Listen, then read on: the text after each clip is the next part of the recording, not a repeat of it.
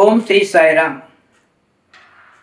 భగవాన్ శ్రీ సత్యసాయి బాబా వారి దివ్య పాదోక్తులకు శతసహస్రకోటి వందనాలతో మీ అందరికీ సాయిరామ్ సంక్రాంతి శుభాకాంక్షలు. నా పేరు రామ్మూర్తి గ్రంథి. మాది బొబ్బిలి ఏరియా, సీతానగరం. నా గ్రాడ్యుయేషను 73-74లో అయింది. నా బర్త్ డేటు 1949. ఇప్పుడు నాకు 74 అయింది, 75 రన్నింగ్ ఏజ్. 2 పిల్లలు. అబ్బాయి హైదరాబాద్లోని డిఆర్డిఎల్ డిఫెన్స్లోని సైంటిస్ట్గా సెటిల్ అయ్యాడు. పాప కర్గపూర్లో ఉంది, తను కూడా ఎంబీఏ చేసింది. బాబు ఐఐటి చేశాడు, అక్కడి నుంచి పిహెచ్డి చేశాడు. పాప మ్యారేజ్ అయిన తర్వాత అల్లుడు పిహెచ్డి అమెరికాలో చేశాడు. తర్వాత పోస్ట్ డాక్టరేట్ ప్యారిస్లో చేశాడు. ఆ టైంలోనే మా పాపతో కూడా ప్యారిస్ వెళ్ళడం జరిగింది. పాప కూడా అక్కడ ఫ్రెంచ్ లాంగ్వేజ్ డౌన్లోడ్ చేసుకొని కొంచెం ఉద్యోగం చేసింది. తను కూడా ఎంబీఏ చేసింది. వాళ్ళకి ఒక 2 పిల్లలు, బాబు కూడా ఒక 2 పిల్లలు. నా మిస్సెస్ అలహాబాద్ బ్యాంకులోని అకౌంటెంట్గా ఉంటూ తన స్వామిలో కలిసిపోయింది.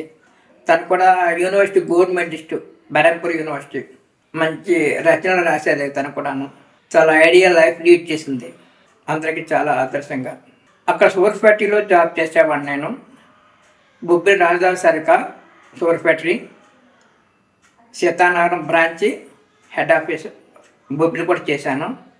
ఇదే కాకుండా వాళ్ళు నాకు అక్కడ కాంతసారి ఫ్యాక్టరీస్ ఒక 5 ఉన్నాయి. అందులో 2 ఇయర్స్లో నేను జనరల్ మేనేజర్గా చేసే అవకాశం స్వామి అనుగ్రహంతో వాళ్ళు నాకు ఇచ్చారు. ఎప్పుడైతే ఆ యూనిట్ ఫస్ట్ వచ్చిందో నెక్స్ట్ ఇంకో లీస్ట్ యూనిట్ కూడా నాకు ఇచ్చారు. ఆ ఫ్యాక్టరీ కూడా ఫస్ట్ వచ్చింది. అంత స్వామి అనుగ్రహం. తర్వాత షుగర్ ఫ్యాక్టరీ అది కొంచెం సిక్ అయింది. గవర్నమెంట్ నేషనలైజ్ చేస్తామన్న టైంకి వీళ్ళు ఏం చేశారంటే బొబ్బటాటర్స్ క్యాష్ బుక్ దారి అంతా వాడేసి కొంచెం లాస్ చూపించారు. అలాగే ఒక 20 months మేము శాలరీ లేకుండా చేశాం. అప్పుడు నేను యంగ్ బ్యాచులర్. అందరూ నాకు ప్రపోజ్ చేశారు. మేమేంటంటే ఫ్యామిలీస్తో ఉన్నాం ఇక్కడ, నీకేంటి యంగ్ బ్యాచులర్ని వెళ్ళిపోన్నా అంటే వైజాగ్ వచ్చాను. వైజాగ్ వచ్చి ఇక్కడ కేఎస్ దత్ అని ఆయన చాలా పెద్దవాడు, 37 కంపెనీలో ఆయన డైరెక్టర్. మన సత్యసాయికి ఆయన ప్రెసిడెంట్. ఇదే కాకుండా ఆయన ఆంధ్ర బ్యాంక్ చైర్మన్గా చేశాడు. షిప్పింగ్ ఏజెన్సీ వర్క్ ఉంది. షిప్ ఓనర్ కూడా, పెద్ద షిప్ ఓనర్ కూడాను చేసుకోవడం జరిగింది. ఏ సంవత్సరంలో సార్, ఏ సంవత్సరంలో దర్శనం చేసుకున్నారు ఫస్ట్? అది 1979-80 ఆ రేంజ్లో చేసుకున్నాను దర్శన స్వామి. ఓకే. మా కుటుంబంలో, మా వంశంలో ఎవ్వరూ సత్యసాయి డివోటీస్ లేకపోవడం నుంచి నాకు ఆయన గురించి పెద్ద అవగాహన లేకపోవడం, ఇటుపక్క వాళ్ళు అటుపక్క వాళ్ళు ఆయన ఏంటి ఆయన మాయలో మంత్రాలు జంత్రాలు చేస్తారు అన్నట్టుగా అడ్వైస్గా మాట్లాడడం. అదే ఇంప్రెషన్స్తో నేను అక్కడ వెళ్ళటం, బెంగళూరులో స్వామిని చూడటం జరిగింది. అప్పుడు నాకు అందరూ నమ్మకం లేని కారణంగాను ముందే నిర్ణయం తీసుకున్నాను. భజన్స్ పాడటం కానీ, అందరూ క్లాస్ చేస్తే నేను క్లాస్ చేయకూడదు, అందరూ దండం పెడితే నేను దండం పెట్టకూడదు అని నాకు ఆయన మీద ఇది లేదు సరికదా, కొంచెం అడ్వర్స్గా ఉండేది వ్యూ అనుకున్నాను. అలా చేశాను. మధ్యలో ఒకసారి అనుకోకుండా నేను చేతి తీసి క్లాస్ చేస్తున్నాను. వెంటనే నాకు జ్ఞాపకం వచ్చింది, అరే నేను క్లాస్ చేస్తున్నాను, క్లాస్ చేస్తున్నాను అంటే మళ్ళీ చేతులు వెనక్కి పెట్టుకుని లాక్ చేసుకున్నాను. ఆ టైంలోని లాస్ట్ స్వామి రావడం, మాకు దర్శనం ఇవ్వడం. అక్కడ ఒక ఇసుకలు నడిచేవారు స్వామివారు. నేను చూసేవాడిని. స్వామివారు నా వైపు చూశారు, ఆయన నాకు స్మైల్ చేశారు. నేనేం రెస్పాన్స్ చేయలేదు. నా హైట్ అంతా సరిగ్గా అంత హైట్ ఆయన కనబడ్డారు. నాకు అనుకోకున్నాను ఆయన నడుస్తున్నప్పుడు ఆయన పాదాలు చూడాలనిపించింది. ఆయన అంగి అడ్డొచ్చింది. మొత్తం ప్రదర్శన టైం అంతా ఆయన పాదాలు కొంచెం చూశాను, పాదాలు కనబడలేదు.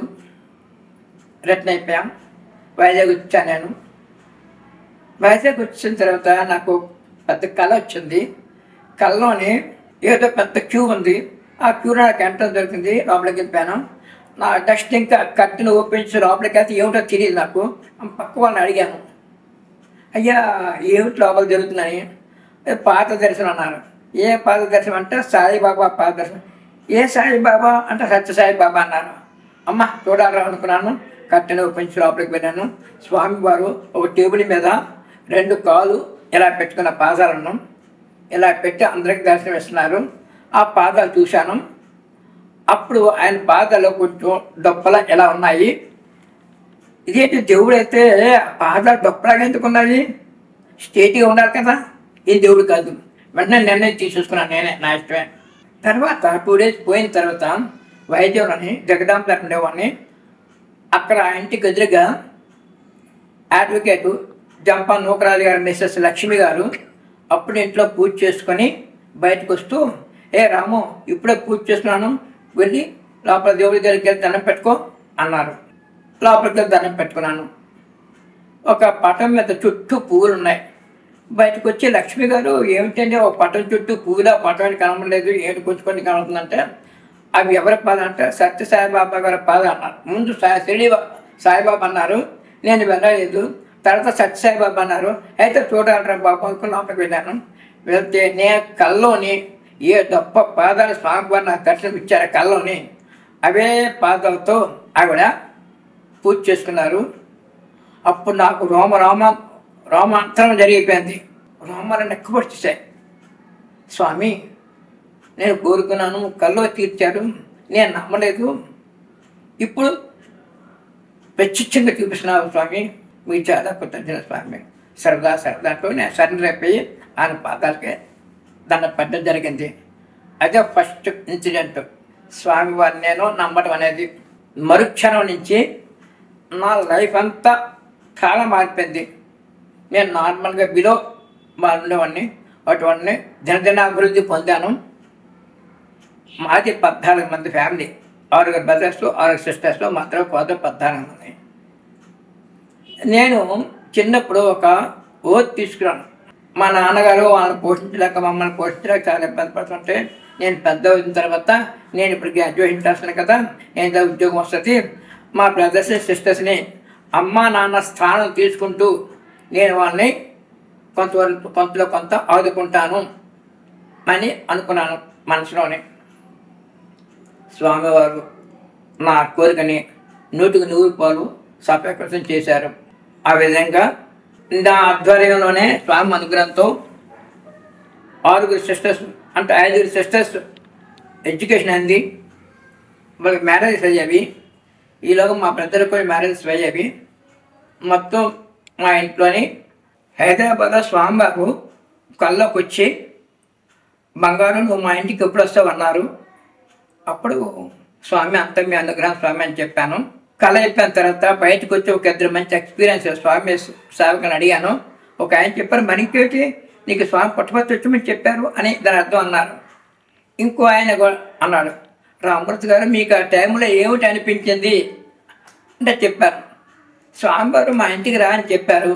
ఏ ఇల్లు అయింది కాదు, ప్రతి ఇల్లు అయిందే కదా అంటే ఆయన ఉద్దేశం ప్రతి ఇంటికి వెళ్ళమనా, ప్రతి ఇంటింటికి వెళ్ళి సేవలు అందించమని అంటే ఆయన చెప్పారు. కరెక్ట్ అండి, మీరు వెళ్ళి స్వామివారి అనుగ్రహంతో మీరు వెళ్ళి గ్రామ సేవలు ఎక్కువగా చేసి ప్రతి ఇంటికి వెళ్ళండి, అదే స్వామివారి కోరిక తీర్థని అన్నారు. హైదరాబాద్ నుంచి పుట్టపర్తి వచ్చేసాను ఒక మంచి ముహూర్తం చూసుకొని.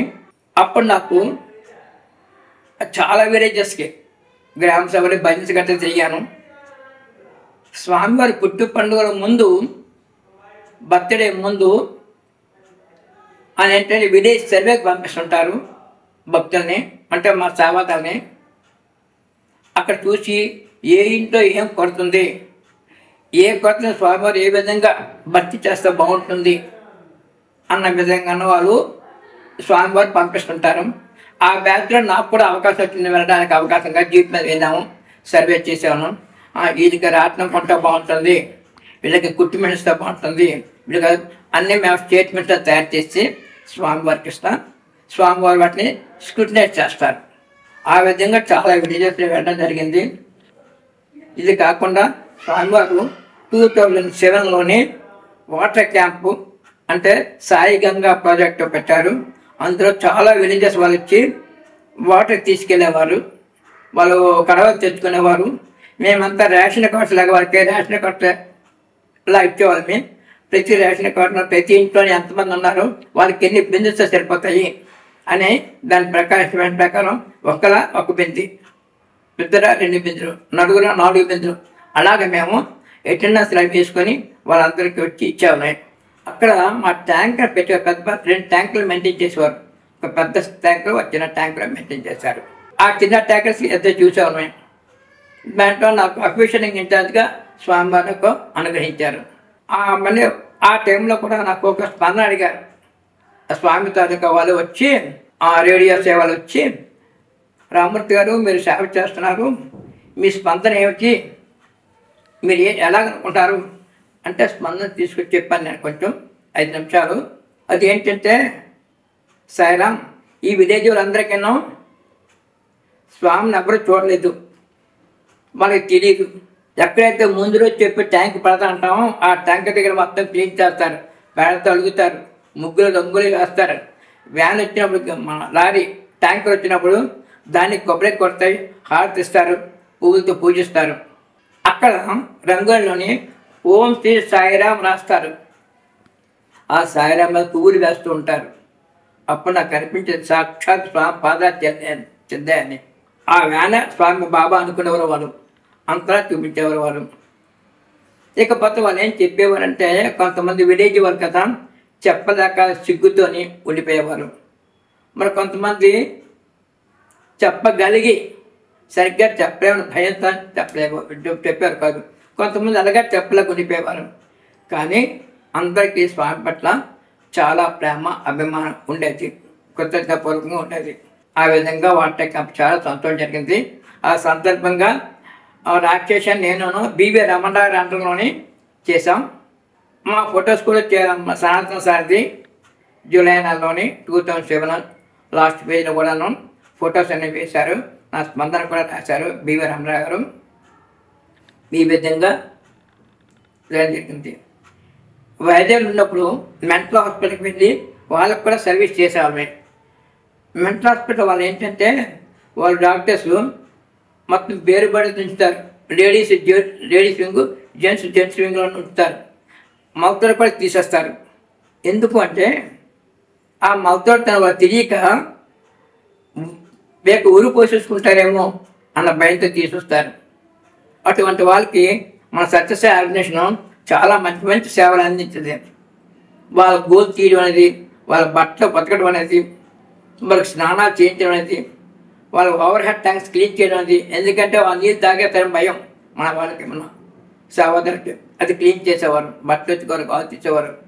వాళ్ళకి స్నానాలు చేయించాలని నాకు వాళ్ళ కంటి పుస్తకం తీసి స్నానం చేయించే అవకాశం స్వామివారి అనుగ్రహంతో నాకు ఇచ్చారు.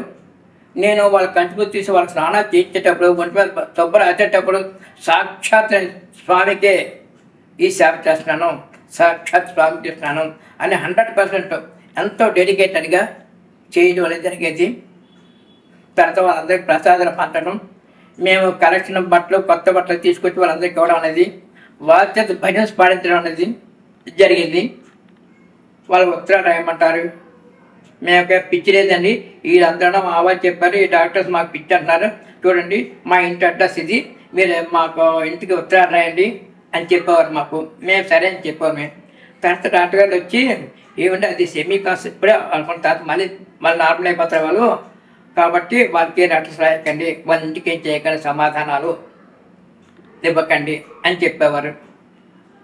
ఇది మెంటల్ హాస్పిటల్. ఇంతే కాకుండా అక్కడ కేజీహెచ్ అనే కింగ్ జార్జ్ హాస్పిటల్ ఉంది. అక్కడ మన సేవాదారు చాలామంది వెళ్ళి ఆ రోగులందరూ పరామర్శ చేసి వాళ్ళకి విభూతి పెట్టి వాళ్ళకి వాళ్ళ గురించి అందరు ప్రతి ఒక్కరికి ప్రే చేయడం అనేది చేసేవాళ్ళమే. ఆర్తోలని చాలా పెద్ద పెద్ద కంప్లైంట్స్ వాళ్ళు ఉండేవారు, పెద్ద పెద్ద గాయాలతో ఉండేవారు. వాళ్ళందరికీ స్వామి మీరు అనాథ స్వామి, మీరు కాకపోతే ఎవరితో వాళ్ళకు ఆదుకుంటారు, మీరు కాకపోతే ఎవరి స్వామి మాకు చూసుకుంటారు, స్వామి అనుగ్రహించండి, ఆశీర్వదించండి, ఈ పేదవాళ్ళ స్వామి వాళ్ళని వాళ్ళు బాగా తొలగించండి స్వామి అని వాళ్ళ తరఫున మేము స్టార్ట్ చేసేవాళ్ళమే. మా ప్రేయర్స్ కూడా ఆ పేషెంట్స్ వినేవారు, ఎంత ఇంప్రెస్ ఫీల్ అయ్యేవారు. అంతేకాకుండా మేమైతే అక్కడ లేడీస్కి మేము ముట్టుకోకూడదు, జెంట్స్కే విభూతి బొట్టు పెట్టేవాళ్ళం. అక్కడ లేడీస్ కూడాను నా దగ్గరికి వచ్చి సాయిరామ్ గారు బొట్టు పెట్టి మేము పెట్టకూడదాము, పర్వాలేదు పెట్టండి, మీ చేతితో పెట్టండి అని ఎంతో ఆదరతోని మా చేత మేము యాక్చువల్ లేడీస్ ముట్టుకోకూడదు, అయినా మా చేతి బొట్టు పెట్టించుకునేవారు. ఆ విధంగా కేజీ సర్వీస్ వాళ్ళ ప్రసాదాలు పెంచేటప్పుడు కూడా మేము పులిహోర వగైరా ఎవరికి పెట్టాలి ఎవరికి పెట్టకూడదు అని ప్రసాదాన్ని కూడా భయపట్టేసి కొన్ని స్కిన్ వాళ్ళకి అని ఏ పెట్టకూడదు అని చూసుకొని మేము సప్లై చేయడం అనేది జరిగింది. నేను ఎప్పుడో 15-20 సంవత్సరాల క్రితం కోరుకున్న కోరిక ప్రకారం నేను స్వామి మీకు దాసుని నాకు నేను కనీసం మీ దాసులుగా నాకు అనుగ్రహించండి అన్న ఒక 15 సంవత్సరాలకి నన్ను అనిల్ కుమార్ గారు పిఏగా స్వామి అనుగ్రహించారు. ఆయన పిఏగా ఒక 8-9 సంవత్సరాలు ఆయన అందులో చేయడం జరిగింది. ఆయనగా చాలా చాలా ఇంప్రెస్ ఫీల్ అయ్యారు. ఆయన నేబర్ నాకు ఎంతమంది సాగునేవారు.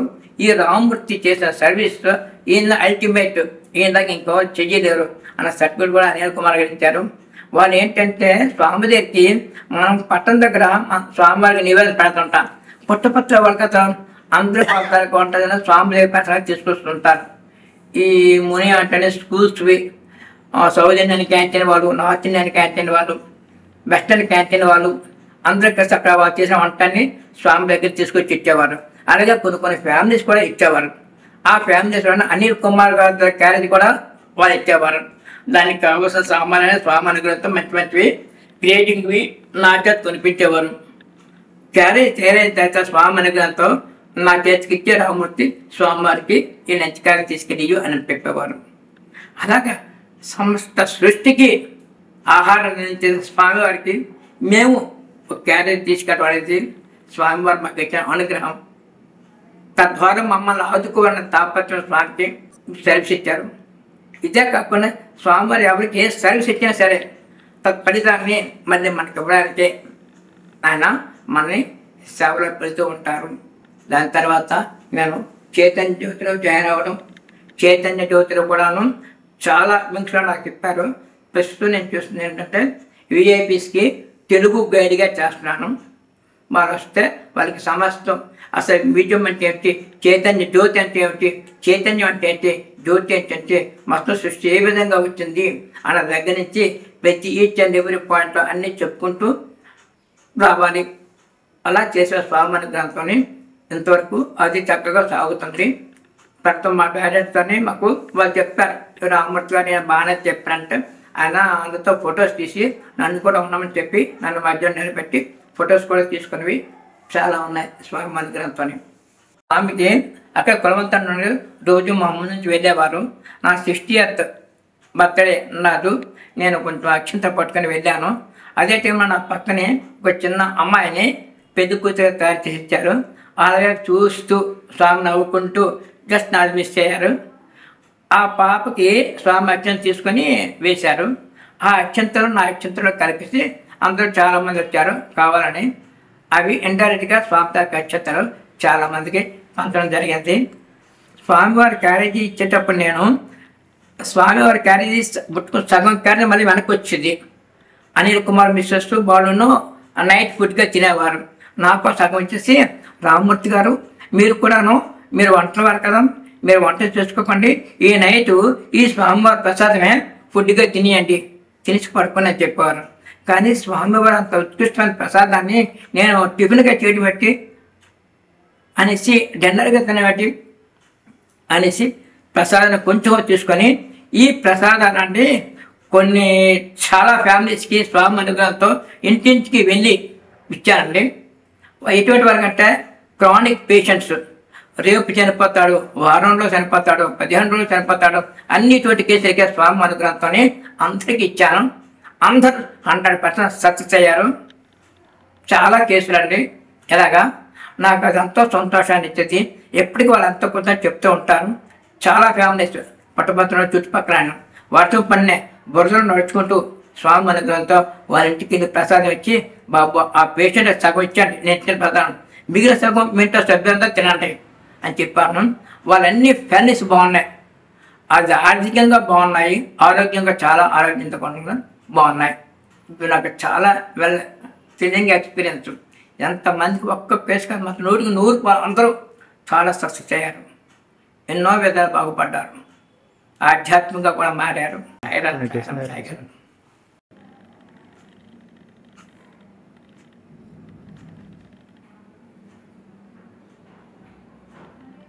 Sair. 5 lakhs. Di.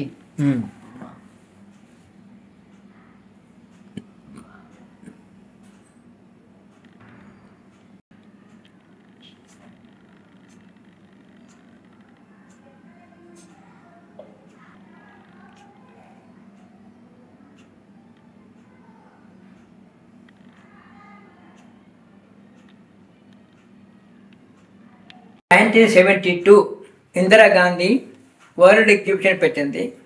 ఆ టైంలో భగవత్ అనుగ్రహంతో ఆ ఎగ్జిబిషన్కి నేను కూడా 1972లో వెళ్ళడం జరిగింది. అప్పుడు ప్రథమంగా నేను ఆల్ఫా క్లిక్ కెమెరాతో కుతుబ్ మినార్ టాప్ ఫోటో తీసిన ఫస్ట్ ఫోటో.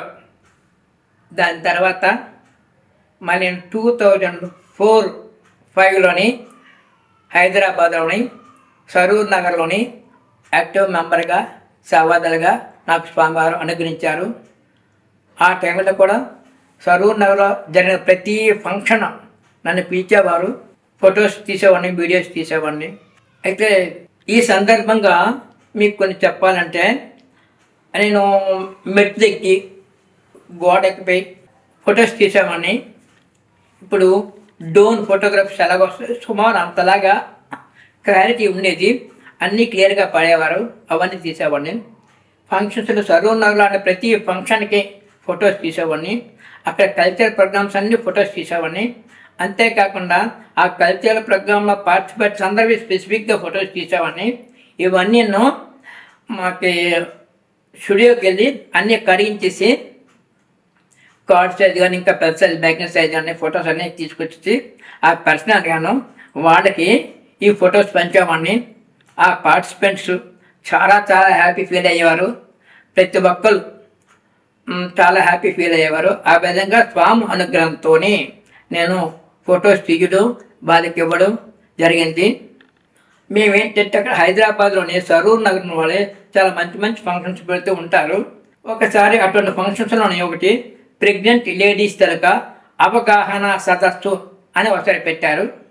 అంటే ఏమిటంటే ప్రెగ్నెంట్ లేడీస్ని అందరిని తీసుకొచ్చేసి వాళ్ళకి ఎటువంటి మెడిసిన్స్ ఇవ్వాలో, వాళ్ళు ఏ విధంగా జాగ్రత్తలు తీసుకోవాలో, ప్రెగ్నెన్సీ దెబ్బతినకున్నాను అనేది అవగాహన సదస్సు. ఇంతేకాకుండాను మెడికల్ ఎయిడ్ కూడా వాళ్ళకి ఇచ్చేవారు.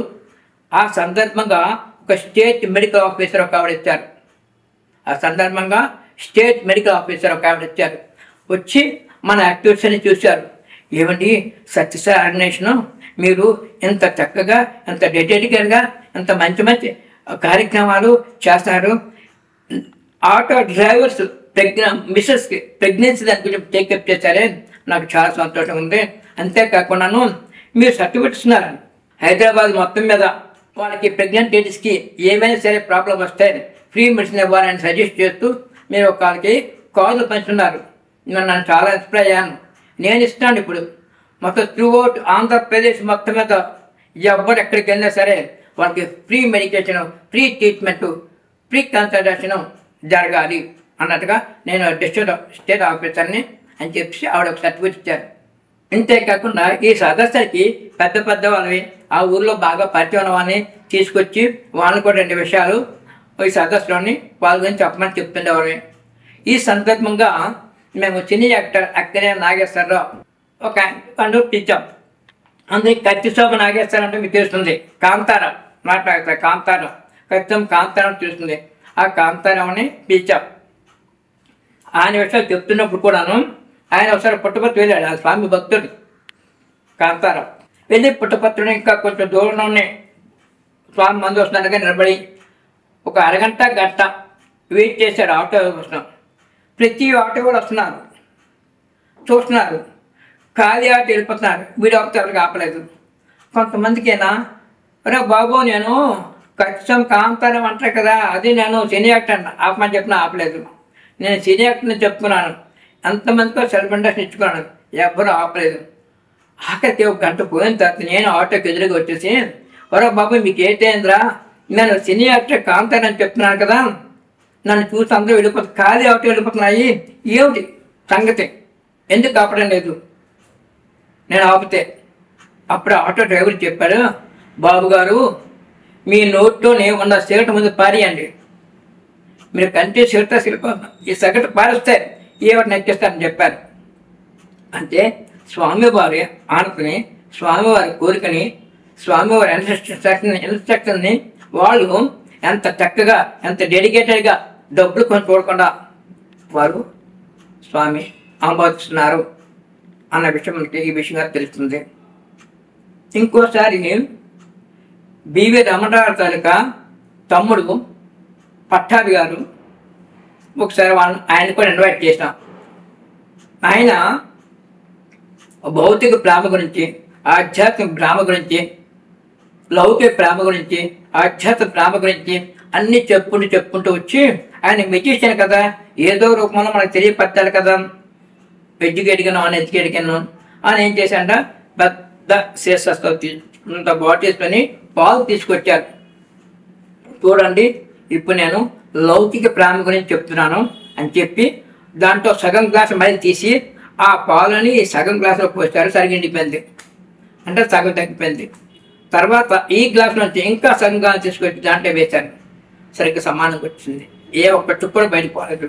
ఇలాగ 3-4 సార్లు చేసి చూపించి లౌకిక ప్రేమ, ప్రాపంచిక విషయాలు, ఈ లౌకిక ప్రేమ ఈ విధంగా ఉంటుంది, కానీ భగవంతుడి ప్రేమ అలా ఉండదు, అభివృద్ధి చెందుతూనే ఉంటుంది. ఆయన మాకు ఎగ్జామ్స్ చూపించి మరి మాకు చెప్పేవారు. అందరూ చాలామంది క్లాసెస్ చేసేవారు, సాంస్కృతిక తెలుసుకునేవారు, చాలామంది ఇన్స్పైర్ అయ్యేవారు. వాటర్ క్యాంప్ చేసేటప్పుడు సాయి గంగా సప్లైస్ టైంలోని బివి రమణరావుకి, మా హెడ్ బివి రమణరావు అనే సనాతన సంస్థ ఎడిటర్ ఆయనతో గడిపేటప్పుడు ఆయనకి అడిగాను ఒకసారి, స్వామి మీకు స్వామికి ఉన్న అనుబంధాల్లో ఒక అనుబంధం చెప్పండి అన్నాను. అంటే ఆయన చెప్పారు, రామూర్తి నేను ఒకరోజు స్వామివారి బర్త్డే రోజు ఆయన పక్కన ఎప్పుడు ఉంటాను కదా, బర్త్డే రోజు కూడా ఆయన పక్కనే ఉన్నాను.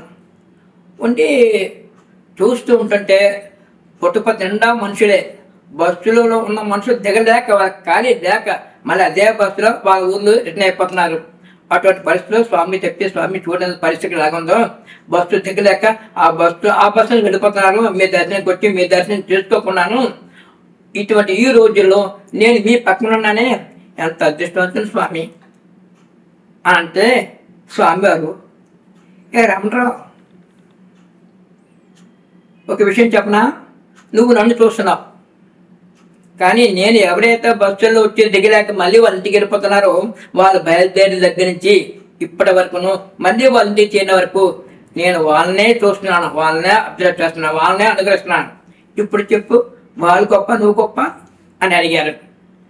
దీనికి సంబంధించిన ఒక విషయం, స్వామివారి ప్రేమ కరుణ ఎలా ఉంటుందో మీకు చెప్తున్నా. అంటే ఒకరోజు నేను సేవాదళ యూనిఫామ్ ఉన్నాను, బయట ఉన్నాను, బస్ స్టాండ్కి వెళ్ళాను.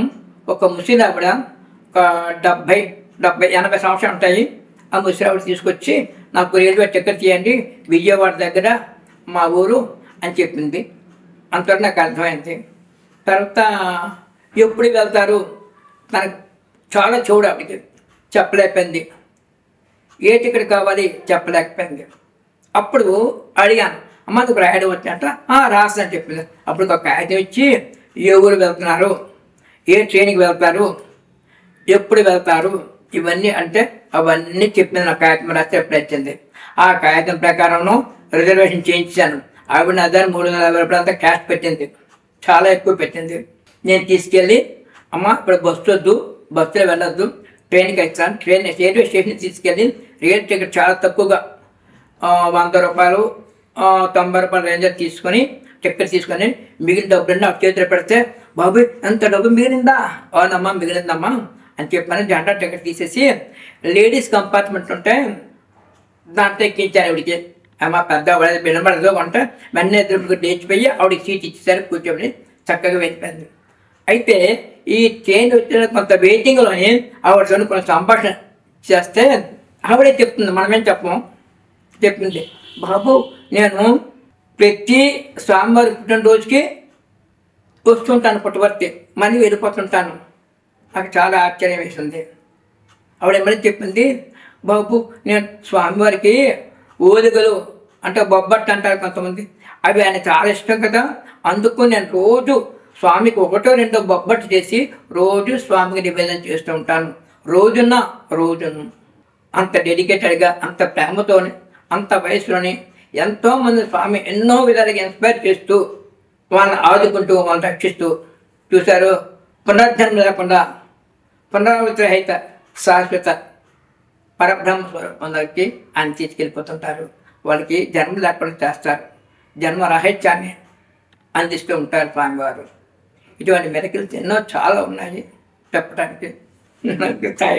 నేను శబాద్ర తర్వాత గ్రూప్ లీడర్ కూడా చేశాను. గణేష్ గేట్ గ్రూప్ లీడర్ చేశాను, కలవర్ట్ గేట్లో కూడా గ్రూప్ లీడర్గా చేశాను. ఆ టైంలోని మా వాళ్ళందరికీ ఎన్నో చెప్పాను, వాళ్ళందరికీ ఎన్నో మనం అఖండ దీపం పెడతాం, అది కంటిన్యూ మనం ఏమి డేట్ ఉంటుంది, మనం ఆయిల్ వేస్తూ ఉంటాము, మెత్త కాల్స్తూ ఉంటాం అని చెప్పాను. అందుకేమో స్వామివారు మా అందరిని కన్నుంచి ఆ కల్వర్ గేట్ నుంచి ఎప్పుడో వస్తూ ఉంటారు. అటువంటిది ఆ టైంలో వచ్చారు, కల్వర్ గేట్ నుంచి వచ్చారు. మాకు మేమంతా థ్రిల్లింగ్ ఎక్స్పీరియన్స్, మా అందరికీ చాలా ఆనందపడ్డాం. నేను కూడాను 2 చేతులు ఎత్తి నమస్కారం పెట్టాను. స్వామివారు చాలా కోపంగా చూసి వెళ్ళిపోయారు. నన్ను భయపడిపోయాను, వణికిపోయాను. ఏంటి స్వామి నా వైపు అంత కోపంగా చూశాడు అనుకున్నాను. ఆ పక్క ఇంకో ఆయన పెడితే, రామూర్తి గారు మీరు అప్పుడు స్కార్ప్తో ఉన్నారా అంట. ఆ స్కార్ప్ ఉందన్న, ముందు ఆ స్కార్ప్ తీసేది చెప్పారు.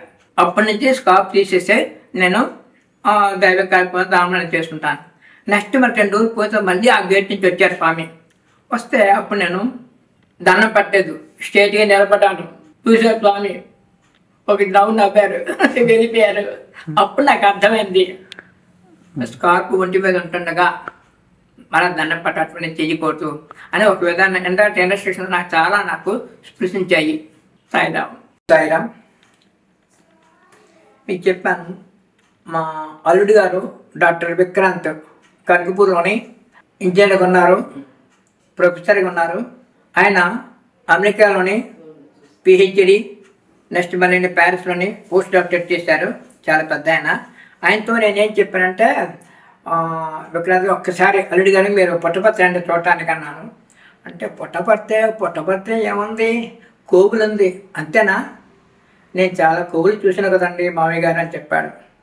అక్కడ పెద్ద హాస్పిటల్ ఉందని చెప్పాను.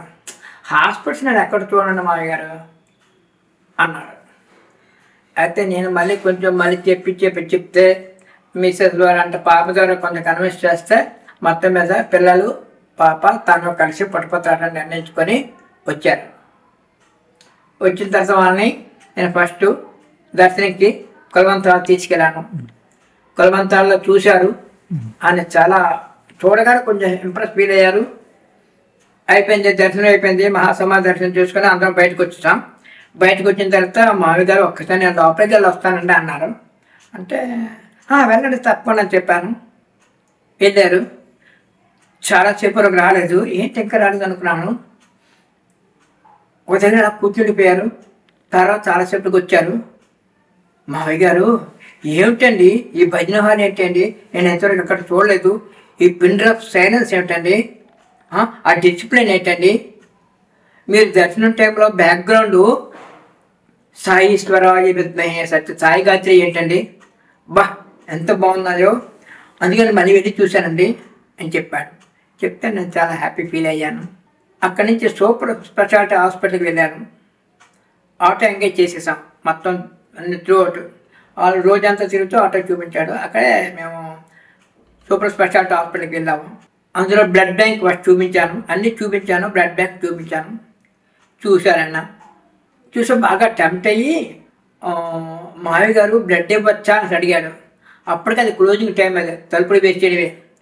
అక్కడ గణేష్ గారు, సాయి గారు ఒక ఆయన, శ్రీధర్, వీళ్ళంతా నాకు కొంచెం తెలుసు. బ్లడ్ బ్యాంక్ ఇన్ఛార్జ్ ద్వారా డాక్టర్ చక్రవర్తిని బ్లడ్ బ్యాంక్ ఇన్ఛార్జి, మిస్సెస్ కూడా అనస్టేషన్గా చేసేవారు.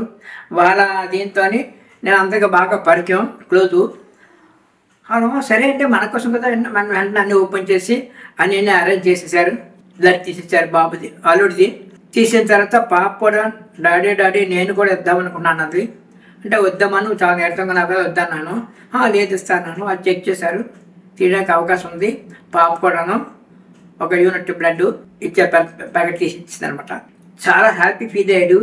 ఏమిటండి అరేంజ్మెంట్ ఏంటి, హాస్పిటల్ ఏమిటి, అన్ని అరేంజ్మెంట్స్ చేసి సర్వీసెస్ ఏమిటి, అంత డెడికేటెడ్గా ఎంత సూపర్ ఫైన్గాను ఇటువంటి హాస్పిటల్, ఏ కార్పొరేట్ హాస్పిటల్ ఎంత మంచిది నేను చూడలేదు, అంత గేట్స్ నేను చూడలేదు అంటూ చెప్పాడు. మొత్తం అన్నీ చూశాను. అన్నీ చూసిన తర్వాత ఆటో ఎంత లాస్ట్ అన్నాడు, బాబు మేము మళ్ళీ వస్తాం పుట్టపర్తి, అప్పుడు నువ్వు ఎంగేజ్ చేద్దు కానీ నీ అడ్రస్ నీ ఫోన్ నెంబర్ ఇవ్వు అని ఆటో డ్రైవర్ సరిగ్గా ఫోన్ నెంబర్ తీసుకుని అడ్రస్ తీసుకున్నాడు. ఏమిటి ఉంది పుట్టపర్తి అన్న వ్యక్తి అంత పెద్ద చదువు చదివినవాడు, పోస్ట్ డాక్టరేట్ ఆయన సర్టిఫికేట్ చేశాడు. నాకు చాలా సంతోషం వేసింది.